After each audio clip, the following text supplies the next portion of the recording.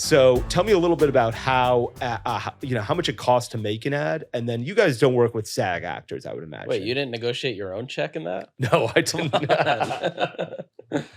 Well, we have a mix, but honestly, this is the biggest myth. And I think this is the biggest deterrent for small businesses to get into TV, because they always think that you need 100,000, 200,000 to make a commercial. I feel it's like way less than that. You really don't. Yeah. And they always think you need this really polished thing because it's going to be on this bigger screen than your phone. But honestly, all types of content works. Like for Fabletics, we do have our big productions because we have Kevin Hart. So anytime there's any celebrity content made, yes, it's a bigger production. And that works. But we've also tested a multitude of other types of concepts too that don't cost a fortune. We've made stuff for 20 to 50K range that's performed. We've also taken influencer stuff and, added really crisp motion graphics to it and stuff. That's just pure editing. Yeah. And that's performed as well, So I think you really just need to test and try different things because all sorts of things perform. I think one of the hard parts about when you're running Facebook ads, generally the cost, especially if it's a static image, the cost is virtually zero, So you're just I can run 100 of these, one can win, and I've spent $1,000 and I've got one winner. Mm-hmm. And so that the economics work out really easily, or can work out really easily.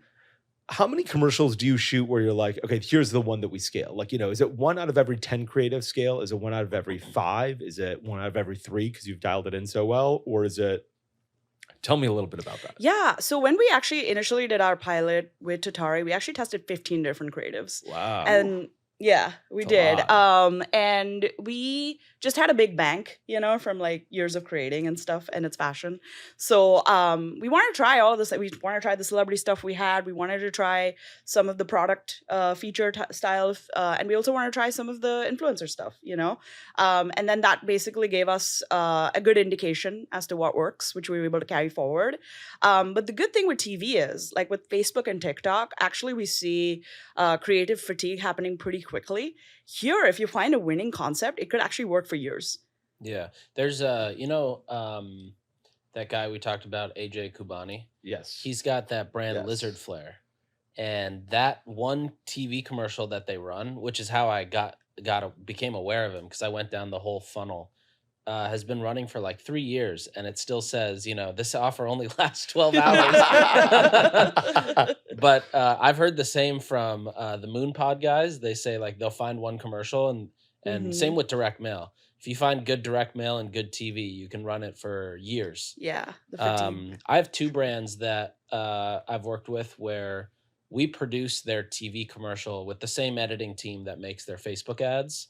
And it had virtually no cost, other than that. Well, for one, we just took existing shoot content. So the photo and video shoot that they already did, we just took that, added overlays, added a voiceover, and threw it up on TV, and it started working well.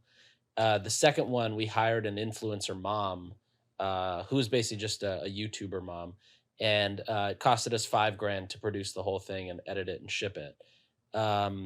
And it always baffles me, why do people not do this more? Because you could literally test a creative you could produce a creative for less than $10,000 for sure and test it. But I feel like there's this, at Hint, I think our first shoot was $100,000. There's this whole production completely on. I had hair and makeup, and I was in the commercial for 4 seconds. Yeah. And why is that notion true? And also, do you see other brands doing that? Are more brands starting to just rip a commercial from their in-house editor and just throw it live?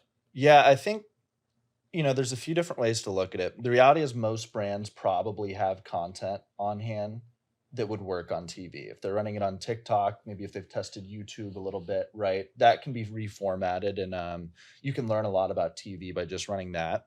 I think as sort of your campaign grows, right, the biggest part of it is it gives you a chance to tell your story. And understandably, a lot of marketers can be very conscious of the story they want to tell, right? So a dramatic example would be a brand may start out with TikTok or similar content when they first launch, but if they scale into the Super Bowl, that's probably not the message that they would want to run, right?